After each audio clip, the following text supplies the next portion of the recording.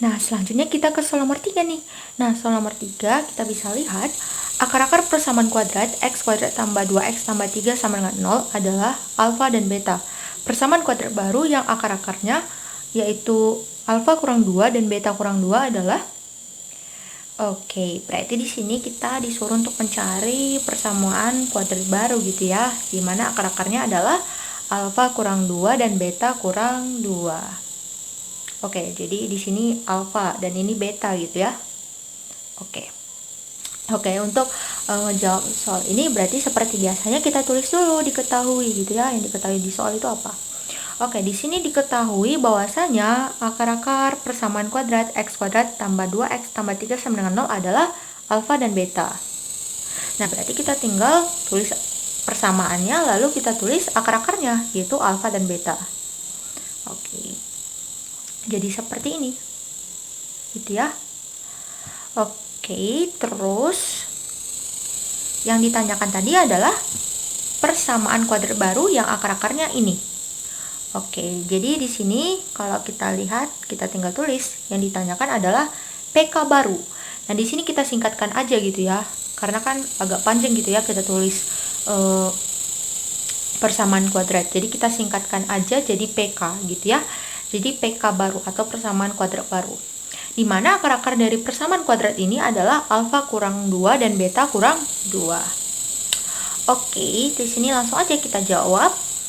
Nah, untuk menjawab soal ini kita harus tahu dulu ya rumus dari persamaan kuadrat.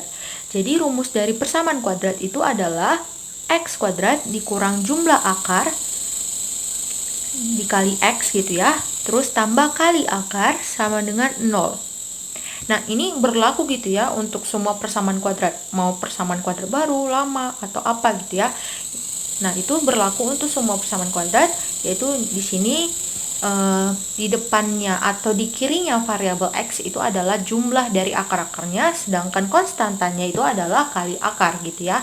Kalau misalkan kalian belajar di soal nomor 1 dan nomor 2 pasti bisa nangkep gitu ya, konstanta itu gimana gitu ya. Jadi bahas gitu kan di soal nomor yang sebelumnya tadi. Nah, terus kalau kita lanjut, berarti kalau kita fokus ke sini gitu ya, kita anggap yang diketahui tadi, karena yang ditanyakan adalah PK yang baru, berarti kita anggap ini aja PK yang lama, gitu ya. Jadi kalau misalkan kita anggap itu adalah PK yang lama, berarti PK lama ini kita tulis x kuadrat tambah 2x tambah 3 sama dengan 0, di mana akar-akarnya itu adalah alfa dan beta. Nah, kalau misalkan kita ikuti yang formula persamaan kuadrat, yaitu ax kuadrat tambah bx tambah c, berarti a-nya berapa tuh? Yes, a-nya 1. Nah, ini a-nya 1 gitu kan. Terus b-nya berapa? B-nya 2. Yes, betul. Terus c-nya berapa tuh? 3 gitu ya. 3. Wah, udah makin pinter nih. Ya, makin hebat. Oke, berarti kita dapatkan a-nya 1, b-nya 2, c-nya 3. Nah, setelah itu kita tentukan nih jumlah akarnya, karena kan ini ada jumlah akar gitu ya. Oke, kita cari jumlah akarnya. Nah, akar-akarnya mana tadi? Alfa dan beta. Berarti kalau jumlah akar apa? Alfa tambah beta. Yes, betul. Jadi alfa tambah beta kalau di formula ax kuadrat tambah bx tambah c sama dengan 0, itu rumusnya adalah min b per a gitu ya. Jadinya kita tinggal ganti b-nya 2 dan a-nya 1. Jadinya yes, min 2 per 1 sama dengan berapa yo? Min 2. Nah, itu untuk jumlah akarnya di PK yang lama. Nah, sedangkan kali akarnya, kita cari nih kali akar gitu ya. Kali akar, berarti kedua akar ini kita kalikan. Berarti alfa kali beta, berapa tuh? Berarti kalau alfa kali beta, kalau kita pakai formula ini, berarti rumusnya itu adalah C per A. Gitu ya, C per A.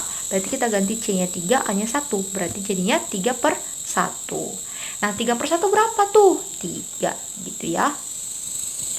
Oke, kita sudah dapatkan jumlah akar yang lama dan kali akar yang baru. Kali akar yang lama gitu ya. Nah, tujuannya ini apa sih gitu kan? Tujuannya nanti berguna untuk mencari jumlah akar yang baru dan ya, kali akar yang baru. Karena ini ada hubungannya gitu kan. Hubungannya dari mana? Alfa dan betanya gitu. Oke, lanjut ke bawah. Nah, berarti PK barunya yang akar-akarnya alfa kurang 2 dan beta kurang 2, berarti kita cari nih jumlah akarnya dan kali akarnya di PK yang baru. Nah, berarti kita bisa lihat jumlah akarnya, berarti yang di akar yang baru ini, yaitu alfa kurang 2 ditambah beta kurang 2. Inilah dia. Nah, berarti kalau misalkan kita jumlahkan, berarti kan kita bisa gabungkan kan yang ini, jadinya alfa tambah beta, terus yang ini tinggal kita totalkan gitu ya, karena sama-sama negatif. Yes, betul. Jadi alfa tambah beta kurang 4. Nah, kita ganti nih alfa tambah betanya tadi. Nah, alfa tambah betanya berapa tadi? Yes, min 2. Berarti kita ganti nih min 2. Jadinya min 2 dikurang 4 sama dengan min 6. Betul. Nah, selanjutnya kita cari kali akar dari persamaan kuadrat barunya tadi, yang akar-akar barunya tadi, yang ini. Berarti alfa kurang 2 kali beta kurang 2. Inilah dia. Nah, untuk menentukan yang ini, berarti kita kalikan gitu ya dari dua operasi hitung ini gitu ya. Nah, di sini kalau misalkan kalian kalikan pasti udah paham gitu kan gimana cara mengkalikannya. Oke, di sini kita pelan-pelan gitu ya, biar lebih enak. Kalau alfa kurang 2 kali beta kurang 2, berarti di sini karena bentuknya seperti ini, berarti kita kalikan satu-satu gitu kan. Jadinya alfa kali yang ini, beta kurang 2, terus yang ini kita tulis di sini kurang 2 kali beta kurang 2. Jadinya yang ini kita tinggal kalikan gunakan sifat distributif gitu ya, dimana kita kalikan ini jadi alfa beta, terus yang ini jadi apa yo, min 2 alfa. Mantap, bagus. Yang ini jadi apa yo, min 2 beta, terus yang ini jadi plus 4. Nah, dari sinilah gitu ya bentuknya gitu. Nah, bagi teman-teman yang belum paham bisa cek di playlist aku gitu ya, kalau nggak salah di playlist soal aljabar gitu ya, aljabar SMP gitu. Jadi kalian bisa buka di situ ya kalau misalkan masih belum paham, jadi bisa belajar dasarnya dulu gitu ya. Tapi kalau udah paham ya mantap, kita bisa lanjut gitu. Oke, kita lanjut deh. Nah, dari sini kita bisa lihat yang ini ada yang sama tuh, yaitu apa? Min 2. Ini min 2 kan? Nah, berarti kita bisa keluarkan gitu kan, yang samanya, unsur-unsur yang sama, yaitu min 2. Terus yang sisanya berarti alfa tambah beta gitu ya. Kalau misalkan kalian kalikan distributif juga ya, kalian kalikan menggunakan sifat distributif juga sama gitu kan, hasilnya jadi seperti ini. Jadinya yang ini tetap gitu kan, jadinya alfa beta atau alfa kali beta kurang 2 kali alfa tambah beta tambah 4. Jadinya apa yuk? Nah, di sini kita ganti alfa betanya tadi ya. Alfa kali betanya berapa tuh? 3 gitu ya. Oke, kita ganti nih 3. Terus kurang gitu ya. Oke, di sini dihapus dulu biar lebih enak gitu ya lihatnya. Kurang 2 kali alfa tambah beta. Nah, tadi alfa tambah betanya berapa tuh? Min 2. Jadi kurang 2 kali min 2 terus tambah 4. Jadinya ini kalau kita kalikan jadinya berapa yo? Tambah 4 kan? Gitu. Jadi 3 tambah 4 tambah 4 berapa yo? 11 gitu. Oke deh, karena kita udah dapat jumlah akar yang baru dan kali akar yang baru, berarti kita dapatkan persamaan kuadrat barunya. Nah, pakai rumus yang tadi, yaitu x kuadrat kurang jumlah akar baru, jadinya kan? Kurang jumlah akar baru dikali x tambah kali akar baru sama dengan 0. Nah, maka kita tinggal substitusikan aja hasilnya tadi. Nah, jadinya x kuadrat dikurang jumlah akarnya tadi, berapa yo? Min 6. Berarti kurang min 6x tambah kali akar barunya 11. Jadi tambah 11 sama dengan 0. Nah, ini kalau kita kalikan dengan negatif gitu kan sama aja gitu kan.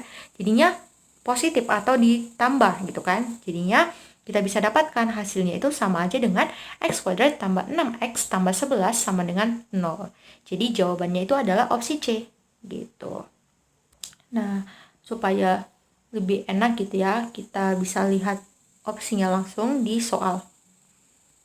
X kuadrat tambah 6x tambah 11.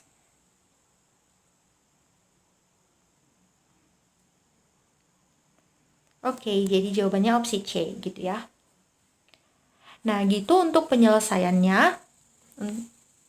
Nah, gimana nih kalau misalkan ada triknya gitu kan? Nah, jadi di sini aku ada trik gitu ya, trik cepat untuk menyelesaikan persamaan kuadrat ini gitu ya. Oke, khususnya untuk akar-akar seperti ini gitu ya, yang seperti ini.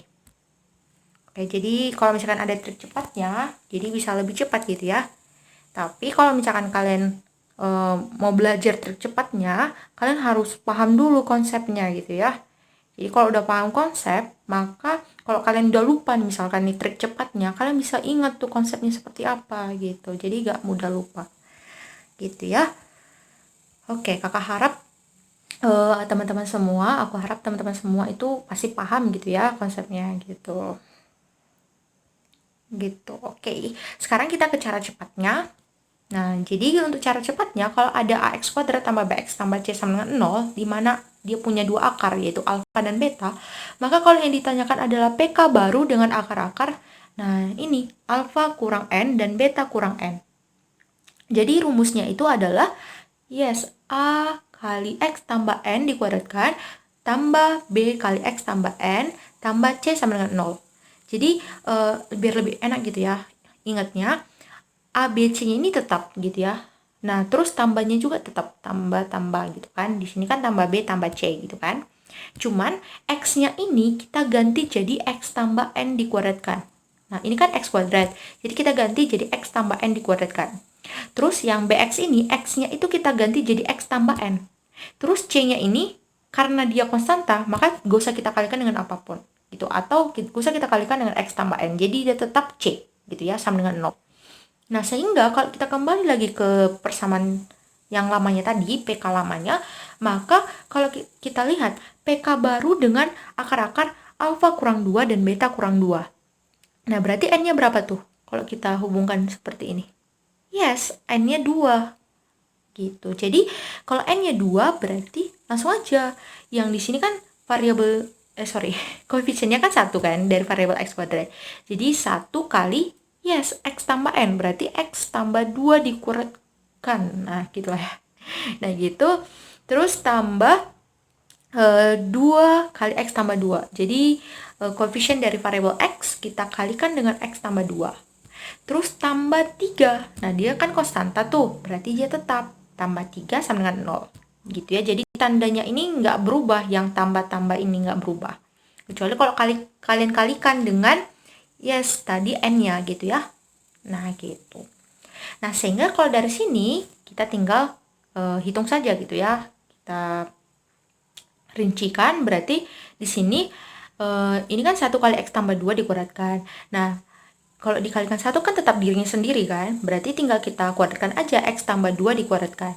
Nah, di sini aku harap teman-teman udah paham gitu ya bagaimana cara mengkuadratkan persamaan kuadrat gitu ya. Oke, kalau misalkan kita kuadratkan, jadinya yang ini jadinya apa ya? X kuadrat tambah 4X tambah 4 gitu ya. Oke, bagi teman-teman yang masih belum paham bisa lihat di playlist aljabar gitu ya. Karena di situ dasarnya aku jelasin gitu ya di aljabar SMP kalau nggak salah. Nah, gitu ya. Jadi teman-teman bisa cek gitu ya. Biar lebih dalam gitu ya belajar dasarnya gitu ya, dan lebih ngerti gitu untuk oh ini bisa seperti ini gitu. Nah, gitu ya. Nah, sekarang yang udah paham kita bisa lanjut gitu ya. Oke, kita lanjut. Yang ini berarti tinggal yes, kita kalikan dengan sifat distributif tadi gitu. Jadi 2 kali X berarti 2X. Dan ini kan tambah 2X gitu karena positif. Terus ini tambah 2 kali tambah 2. Berarti kan sama-sama positif. Berarti tambah 4 dong gitu kan. Terus tambah 3 sama dengan 0. Jadinya dari sini kita dapatkan X kuadrat gitu kan. Terus 4X tambah 2X berapa yo? 6X. Terus 4 tambah 4 tambah 3 berapa yo? 11. Sama dengan 0. Jadinya kita bisa dapatkan PK barunya adalah X kuadrat tambah 6X tambah 11 sama dengan 0. Nah, jadi kalau kita gunakan cara cepat ini bisa lebih cepat gitu ya. Gitu. Jadi jawabannya sama aja gitu di jawaban opsi C gitu. Tapi kalau aku lebih nyaranin teman-teman semua belajar konsepnya dulu, baru belajar cara cepatnya gitu ya. Supaya gak, kalau misalkan lupa cara cepatnya, kalian udah paham gitu dasarnya itu, pengerjaannya itu konsepnya itu seperti apa gitu. Nah gitu ya untuk jawaban soal nomor 3 ini. Oke.